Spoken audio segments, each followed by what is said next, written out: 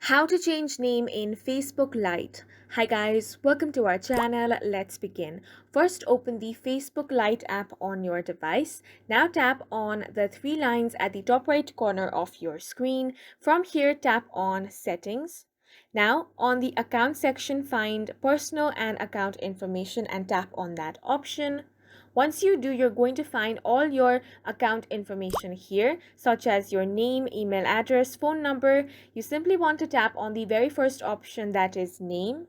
Once you tap on it, here you can edit your name. So if you want to change your first name, middle name, or surname, you can go ahead and do that. I'm just going to enter a middle name. Once that is done, tap on the review change option. But before you do that, remember that if you change your name on Facebook, you cannot change it again for 60 days. Now tap on the review change option once you are sure. So here it is going to give you a preview about your name. You can select how it appears on your Facebook profile. Now to save the setting, you have to enter your Facebook password. So go ahead and do that.